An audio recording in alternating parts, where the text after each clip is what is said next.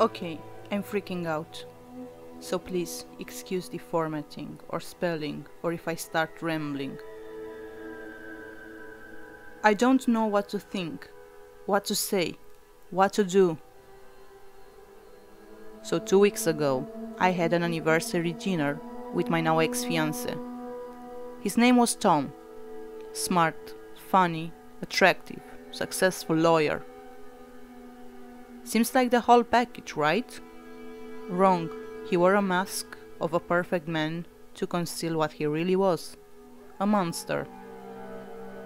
No, not literally, but he was horrible.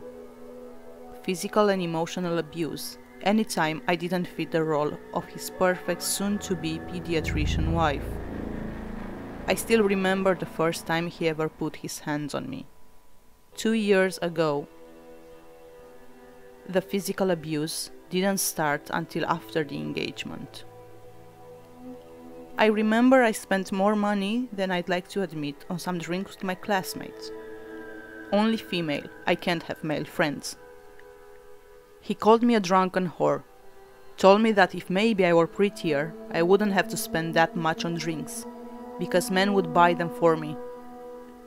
He also said I must be too stupid to get through med school if I thought that was acceptable. For the first time in my life, I spoke back to him.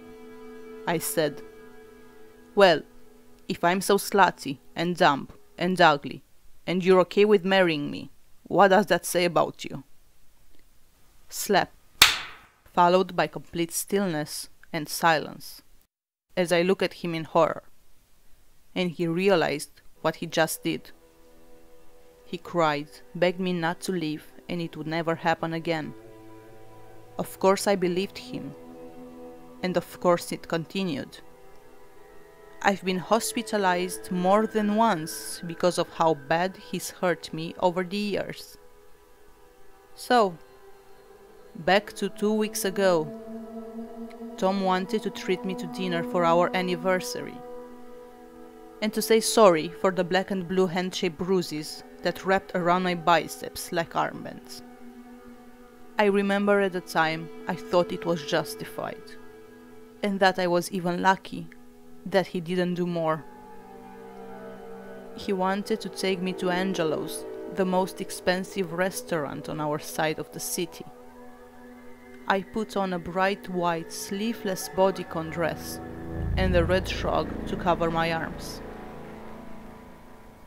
Anyway, Tom and I arrived at the restaurant. We were greeted by a tiny woman of a hostess, frail, long black hair. I can see tattoos peeking out from the cuffs of her button-up sleeves. I've always been envious of women who can look how they like. "Welcome. Do you have a reservation?" she asks with a smile. "Yes," Tom replied as he snapped his fingers for me to get his wallet from my purse. As I go to reach for it, my shrug slips and slides down my arm, exposing the unmistakable fingerprints. Her smile fades. She looks at me, then looks at Tom, but then resumes the smile.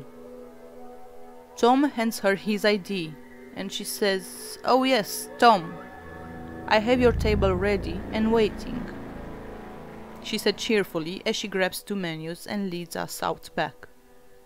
Out there is a table adorned with flowers and Edison bulbs shining above. "Your waitress is named Wendy. She'll be right with you," the hostess says as she sets the menu down and walks away. "What's all this, babe?" I ask Tom as I sit. "I don't know. Maybe they know my dad," he said smugly. Only a couple minutes go by, and a cheery redhead girl comes to our table. "Hey, I'm Wendy. I'll be your server tonight. Would you like to look at the wine menu?" she asks, only looking at me, not so much Tom. "Oh, I think we're good," he answers for me. "Oh, please. The Blackberry Merlot is to die for. I can't on good conscience let you go without it. Would you each like a comped glass to try?" Sure, why not? Tom said as he caved in. She smiled and walked away to get our drinks. She won't be getting a tip, he remarks.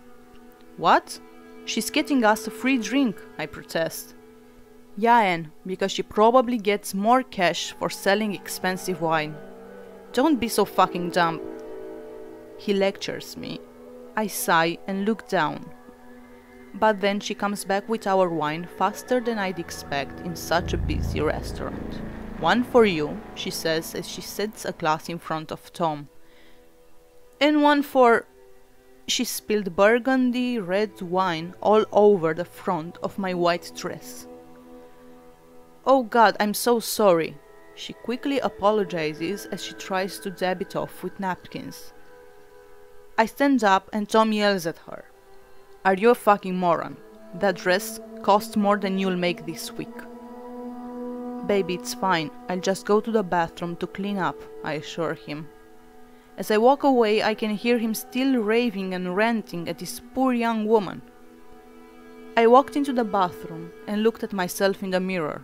Red wine covered me. I sighed and took my shrug off to get it out of the way. I looked down to turn the sink on, and when I looked back up, Wendy was in the bathroom with me. Jesus, you scared me, I said as I catch my breath. Sorry, let me help you. I can get that stain out. I go into the stall and take the dress off and hand it to her over the top of the stall. She takes it, I hear the water running and various noises of her washing it, and she hands it back to me. I put it on and I step out and look right to the mirror. Not a single stain in sight. But that's not all. The bruises are gone. I turn to face Wendy. How did you... She wasn't in there. Did she leave? Why didn't I hear her? I go back to our table outside. It's just Wendy. Where's Tom? He said it's over. He called his mother and left. I don't know where he went. She told me as she cleaned up the table. I begin sobbing. Honey, it's not that bad, she continues. I had a man just like him. Real piece of shit. When we separated, I was happier than I was in my whole life. I still cried. She grabbed me by both arms, where Tom did. But it didn't hurt. This was a caring touch. You are better off. He is a monster. Something about her words melted my sadness away. I am better off. He hit me, and I let him. I'll never do that again. I felt like I had been under a spell or something, and she had just lifted it. That night, I went home, and all of Tom's things were out of my apartment. I guess he moved. So, fast forward to today. I haven't heard from Tom. His mom says he's on a camping trip. I feel amazing, liberated, alive. I returned to Angelo's to say thank you. Is Wendy here? I asked the hostess. She's a different woman this time. Thick, blonde, beautiful. She stares at me in anger. Do you think you're fucking funny? Another server comes over. What's going on? Ask her what you just asked me, the hostess demands. Last time I was here, I had great service from a woman named Wendy. The server's face fell to a frown. Honey, you must be confused. Wendy died 2 years ago. My heart pounds. What do you mean? Are you not from here? It was big news. She was dating a chef, and one day after closing, they got in a fight. He choked her to death by the dumpster. He crushed her windpipe. I'm confused. She served us At that table out back. We don't have any tables out back. You must be at the wrong place. They take me back to look, because I don't believe them. But there it was, just a dumpster. No table, no flowers, no lights.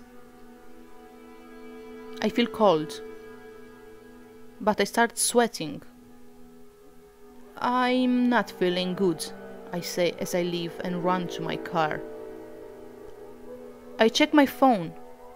I have one voicemail. Hello, Anne. This is the NYPD.